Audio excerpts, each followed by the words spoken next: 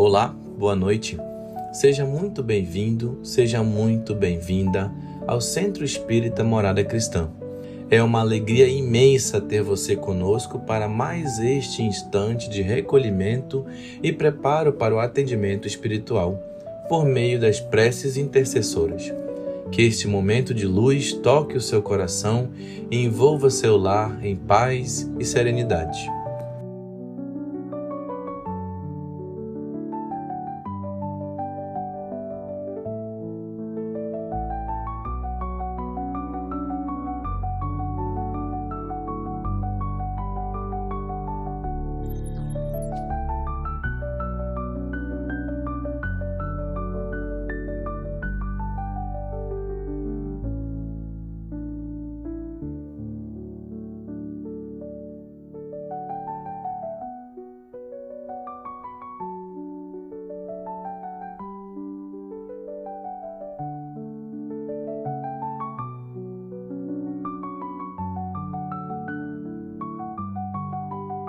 Aproveite esse tempo e coloque ao seu lado sua garrafa ou copo de água, com fé e confiança, para que ela seja fluidificada de acordo com as suas necessidades.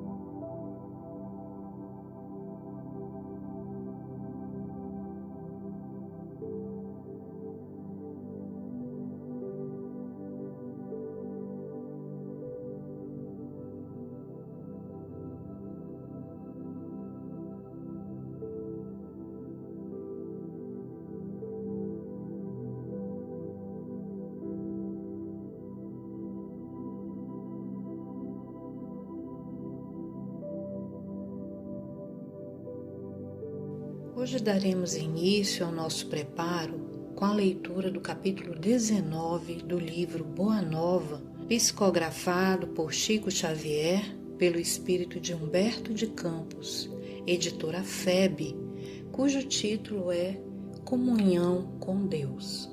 As elucidações do mestre relativamente à oração sempre encontravam nos discípulos certa perplexidade, quase que invariavelmente em virtude das ideias novas que continham acerca da concepção de Deus como Pai carinhoso e amigo. Aquela necessidade de comunhão com o seu amor, que Jesus não se cansava de salientar, lhes aparecia como um problema obscuro que o homem do mundo não conseguiria realizar. A esse tempo, Os essênios constituíam um agrupamento de estudiosos das ciências da alma, caracterizando as suas atividades de modo diferente, porque sem públicas manifestações de seus princípios. Desejoso de satisfazer a curiosidade própria, João procurou conhecer-lhes de perto os pontos de vista em matéria das relações da comunidade com Deus e, certo dia, procurou o Senhor de modo a ouvi-lo mais amplamente sobre as dúvidas que lhe atormentavam o coração. Mestre, disse ele solícito, tenho desejado sinceramente compreender os meus deveres atinentes à oração, mas sinto que minha alma está tomada de certas hesitações. Anseio por esta comunhão perene com o Pai. Todavia, as ideias mais antagônicas se opõem aos meus desejos.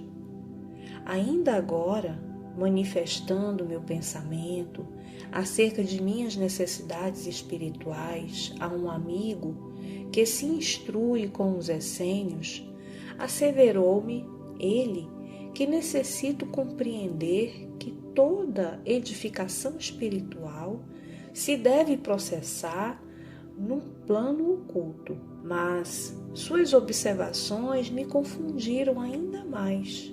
Como poderei entender isso? Devo, então, ocultar o que haja de mais santo em meu coração? O Messias, arrancado de suas meditações, respondeu com brandura: João, todas as dúvidas que te assaltam se verificam pelo motivo de não haveres compreendido até agora que cada criatura tem um santuário no próprio espírito, em que a sabedoria e o amor de Deus se manifestam, por intermédio das vozes da consciência. Os essênios levam muito longe a teoria do labor oculto, pois, antes de tudo, precisamos considerar que a verdade e o bem devem ser patrimônio de toda a humanidade em comum. Portanto, o que é indispensável é saber dar a cada criatura de acordo com as suas necessidades próprias. Nesse ponto, estão muito certos quanto ao zelo que os caracteriza, porque os ungüentos reservados a um ferido não se ofertam ao faminto que precisa de pão. Também eu tenho afirmado que não poderei ensinar tudo o que desejara aos meus discípulos, sendo compelido a reservar outras lições do Evangelho do Reino para o futuro, quando a magnanimidade divina permitir que a voz do Consolador se faça ouvir entre os homens sequiosos de conhecimento. Não tens observado o número de vezes em que necessito recorrer a parábolas para que a revelação não ofusque o entendimento geral? No que se refere à comunhão de nossas almas com Deus, não me esqueci de recomendar que cada espírito ore no segredo do seu íntimo, no silêncio de suas esperanças e aspirações mais sagradas. É que cada criatura deve estabelecer o seu próprio caminho para mais alto, erguendo em si mesma o santuário divino da fé e da confiança, onde interprete sempre a vontade de Deus, com respeito ao seu destino. A comunhão da criatura com o Criador é, portanto, um imperativo da existência, e a prece é o luminoso caminho entre o coração humano e o Pai de infinita bondade. O apóstolo escutou as observações do Mestre, parecendo meditar austeramente. Entretanto, obtemperou. Mas a oração deve ser louvor ou súplica? Ao que Jesus respondeu com bondade. Por prece, devemos interpretar todo o ato de relação entre o homem e Deus. Devido a isso mesmo, como expressão de agradecimento ou de rogativa, a oração é sempre um esforço da criatura em face da providência divina. Os que apenas suplicam podem ser ignorantes, os que louvam podem ser somente preguiçosos. Todo aquele, porém, que trabalha pelo bem com as suas mãos e com o seu pensamento, esse é o filho que aprendeu a orar, na exaltação ou na rogativa, porque em todas as circunstâncias será fiel a Deus, consciente de que a vontade do Pai é mais justa e sábia do que a sua própria. E como ser leal a Deus na oração? Interrogou o apóstolo, evidenciando as suas dificuldades intelectuais. A prece já não representa em si mesma um sinal de confiança? Jesus contemplou-o com a sua serenidade imperturbável e retrucou: será que também tu não entendes? Não obstante a confiança expressa na oração e a fé tributada à providência superior, é preciso colocar acima delas a certeza de que os desígnios celestiais são mais sábios e misericordiosos do que o capricho próprio. É necessário que cada um se una ao Pai, comungando com a sua vontade generosa e justa, ainda que seja contrariado em determinadas ocasiões. Em suma, é imprescindível que sejamos de Deus. Quanto às lições dessa fidelidade, observemos a própria natureza em suas manifestações mais simples. Dentro dela, agem as leis de Deus, e devemos reconhecer que todas essas leis correspondem à sua amorosa sabedoria, constituindo-se suas servas fiéis no trabalho universal. Já ouviste falar alguma vez que o sol se afastou do céu, cansado da paisagem escura da terra, alegando a necessidade de repousar? A pretexto de indispensável repouso, teria as águas privado o globo de seus benefícios em certos anos? Por desagradável que seja em suas características, a tempestade jamais deixou de limpar as atmosferas. Apesar das lamentações dos que não suportam a umidade, a chuva não deixa de fecundar a terra. João, é preciso aprender com as leis da natureza a fidelidade a Deus. Quem as acompanha no mundo, planta e colhe com abundância. Observar a lealdade para com o Pai é semear e atingir as mais formosas searas da alma no infinito. Vê, pois, que todo o problema da oração está em edificarmos o reino do céu entre os sentimentos de nosso íntimo, compreendendo que os atributos divinos se encontram também em nós. O apóstolo guardou aqueles esclarecimentos cheios de boa vontade no sentido de alcançar a sua perfeita compreensão. Mestre, confessou respeitoso, vossas elucidações abrem uma estrada nova para minha alma. Contudo, eu vos peço, com a sinceridade da minha afeição, me ensineis, na primeira oportunidade, como deverei entender que Deus está igualmente em nós. O Messias fixou nele o olhar translúcido e, deixando perceber que não poderia ser mais explícito, com o recurso das palavras, disse apenas: eu te prometo. A conversação que vimos de narrar verificara-se nas cercanias de Jerusalém, numa das ausências eventuais do Mestre, do círculo bem amado de sua família espiritual em Cafarnaum. No dia seguinte, Jesus e João demandaram Jericó, a fim de atender ao programa de viagem organizado pelo primeiro. Na excursão a pé, ambos se entretinham em admirar as poucas belezas do caminho, escassamente favorecido pela natureza.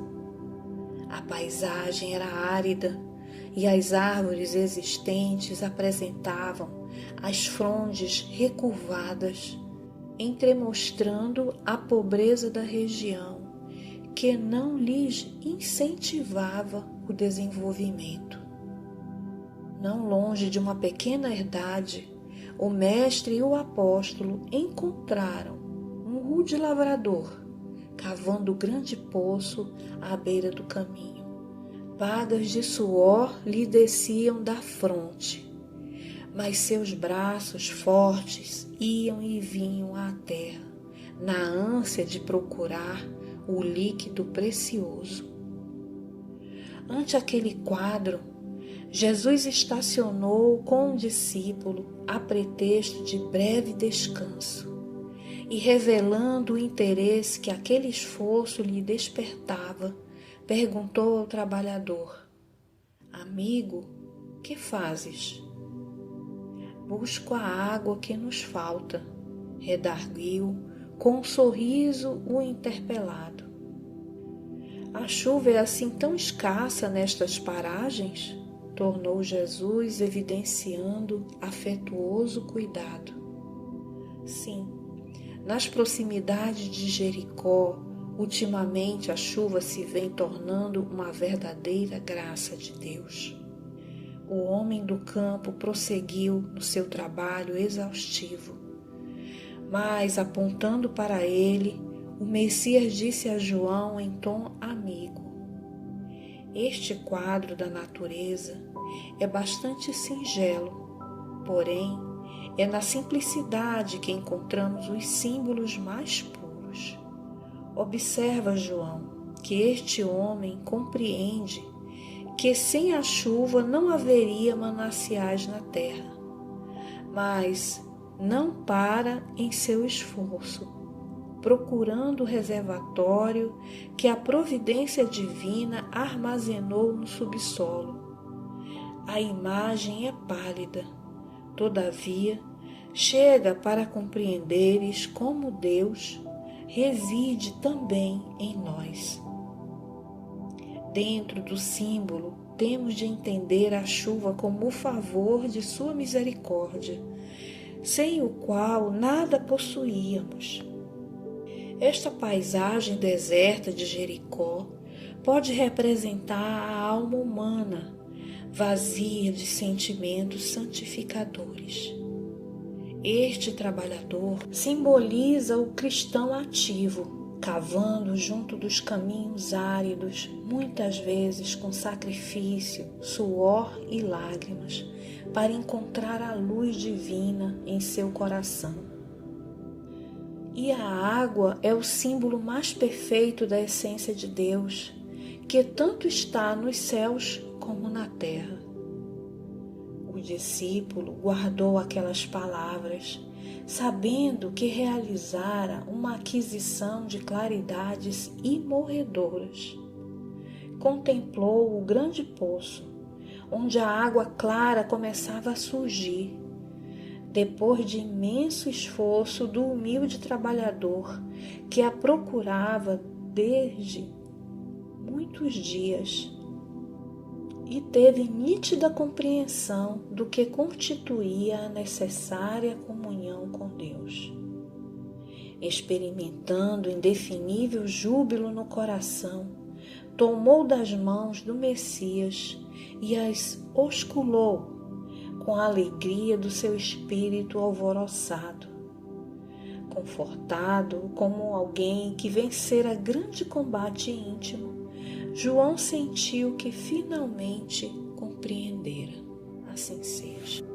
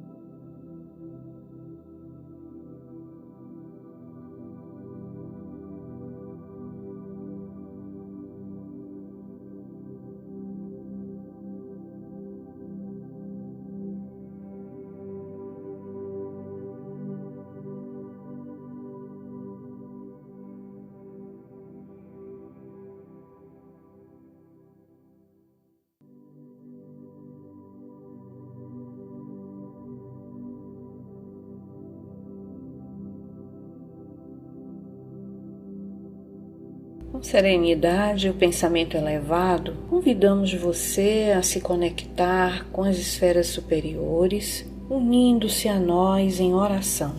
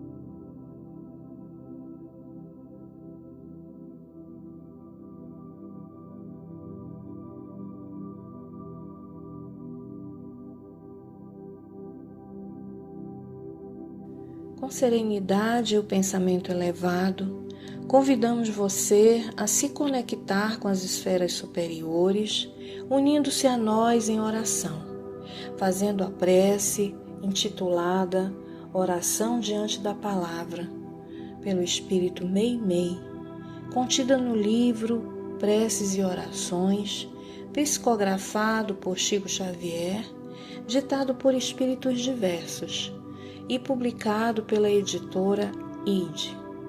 Senhor, deste-me a palavra por semente de luz, auxilia-me a cultivá-la. Não me permitas envolvê-la na sombra que projeto. Ensina-me a falar para que se faça o melhor. Ajuda-me a lembrar o que deve ser dito e a lavar da memória tudo aquilo que a tua bondade espera se lance no esquecimento. Onde a irritação me procure, induze-me ao silêncio e, onde lavre o incêndio da incompreensão ou do ódio, dá que eu pronuncie a frase calmante que possa apagar o fogo da ira.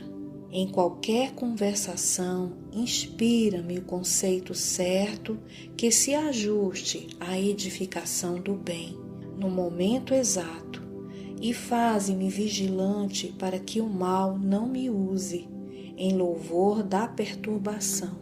Não me deixes emudecer diante da verdade, mas conserva-me em tua prudência, a fim de que eu saiba dosar a verdade em amor, para que a compaixão e a esperança não esmoreçam junto de mim. Traze-me o coração ao raciocínio sincero, sem aspereza, brando sem preguiça, fraterno sem exigência, e deixa, Senhor, que a minha palavra te obedeça à vontade, hoje e sempre. Que assim seja.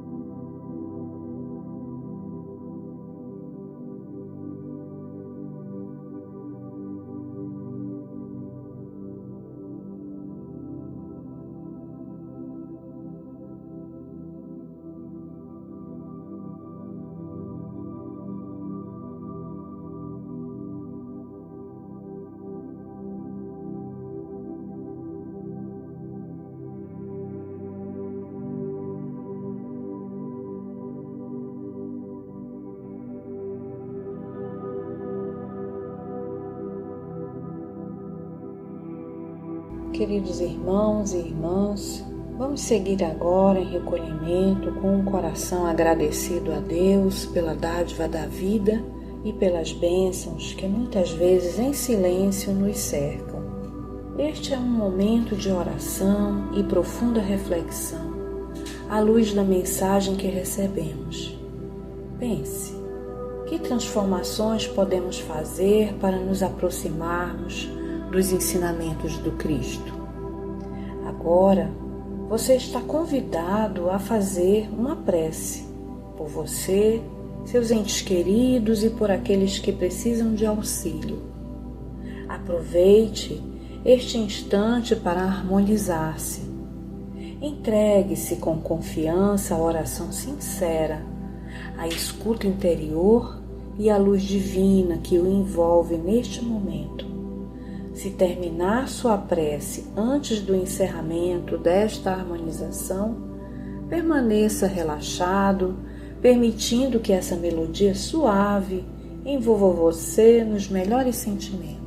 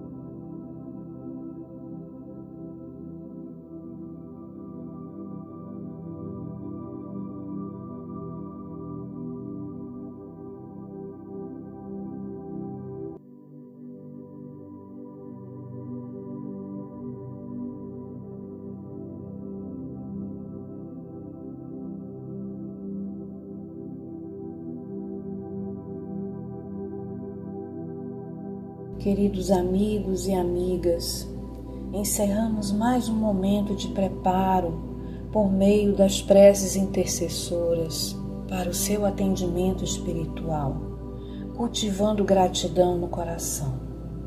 Que Jesus e os benfeitores espirituais nos amparem, nos inspirem e nos ajudem a fortalecer a nossa fé.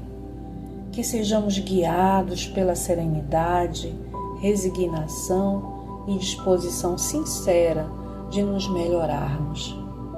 Que tenhamos coragem para mudar e sabedoria para reconhecer o que deve ser mudado. Se Deus assim permitir, nos encontraremos novamente na próxima segunda-feira. Que a sua semana seja iluminada por pensamentos elevados, sentimentos de amor e fraternidade. Receba o nosso abraço carinhoso e fique com o amor de Deus em seu coração. Até breve.